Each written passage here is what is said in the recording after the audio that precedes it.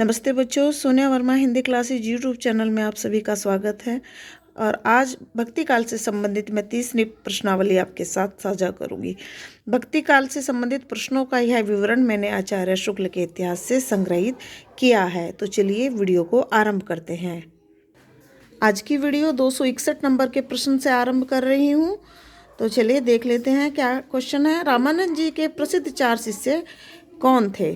तो कबीर, रैदास, सैननाई और पीपा। धन्ना जाट भी उनके प्रसिद्ध शिष्यों में से एक माने जाते हैं।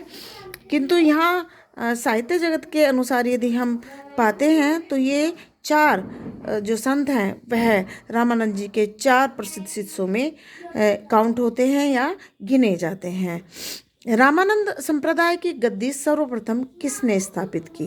तो श्री कृष्णदास पयहारी ने रामानंद संप्रदाय की सर्वप्रथम गद्दी स्थापित की। रामानंद संप्रदाय की गद्दी कहाँ या किस स्थान पर स्थापित हुई? तो गलता में हुई। गलता एक स्थान का नाम है। अगला क्वेश्चन देख लेते हैं, बहुत महत्वपूर्ण है। कई बार अलग अलग टाइप से ये क्वेश्चन पूछा गया है। उत्तर तोत्रादि किस स्थान को कहा जाता है?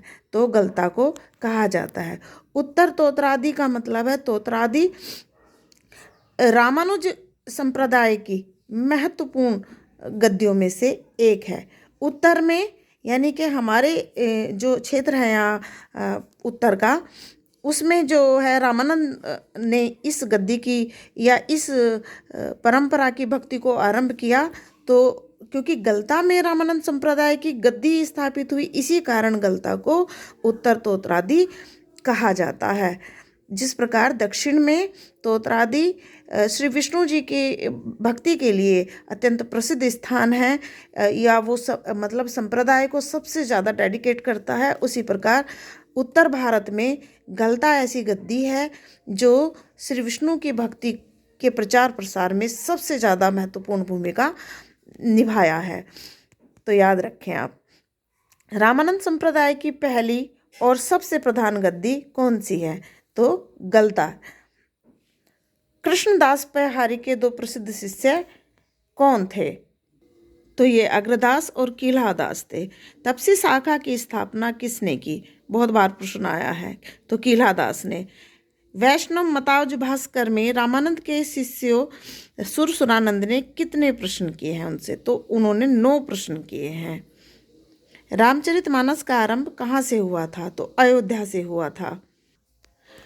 रामचरितमानस का महत्वपूर्ण कांड किष्किंधा कांड किस स्थान पर रचा गया? तो काशी में रचा गया। रामचरितमानस कितने समय में रची गई? तो रामचरितमानस तुलसीदास जी ने 2 वर्ष 7 माह में लिखी। अवधि की सबसे पुरानी रचना कौन सी, वह किसकी है? तो अवधि की सबसे पुरानी रचना सत्यवती कथा है और उसके रचनाकार ईश्वरदास जी हैं।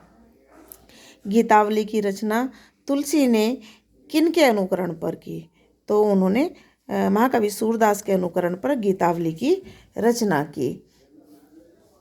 सब प्रकार की रचना शैली में किसका स्थान सर्वोच्च है?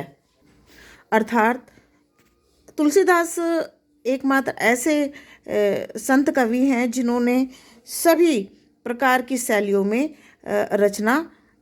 अपनी रचनाओं में उन्हें स्थान दिया है। ठीक है।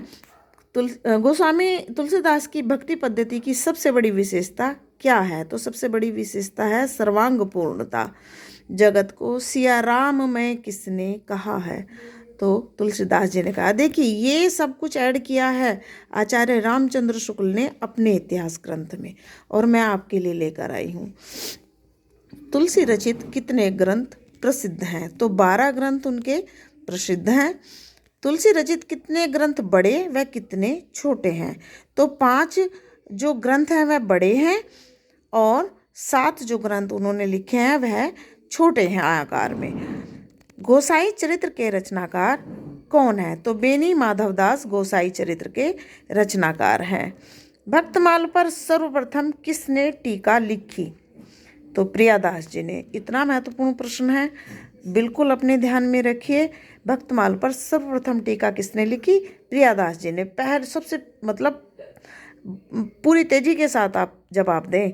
भक्तमाल में कितने भक्तों का चरित्र लिखा गया है? तो भक्तमाल में 200 भक्तों का चरित्र लिखा है। भक्तमाल पर बहुत सारे प्रश्न टीजीटी पीजीटी हिंदी में पूछे जाते हैं। इस प्रश्नावली का अंतिम प्रश्न है, तुलसीदास ने किन काव्य पद्धतियों पर कोई रचना नहीं लिखी है? तो महाकवि तुलसीदास ने रूपक या नाटक पद्धति पर कोई भी रचना नहीं लिखी है। रूपक या नाटक आप याद रखें। उम्मीद करती हूँ कि भक्ति काल से जुड़ी हुई इस प्रश्नावली में आप नए प्रश्नों से और उनके उत्तरों से अवगत हुए होंगे और आचार्य शुक्ल के इतिहास से संबंधित जितना भी गहराई के साथ मैंने यह संग्रह किया है वह आपको लाभ पहुँचाएगा। यदि वीडियो पसंद आए तो वीडियो को लाइक करें, चैनल को सब्सक्राइब करें। ऐसी ही नवीन जानकारियों के साथ मैं आपसे कल फिर मिलूँगी। नमस्ते, धन्यवाद।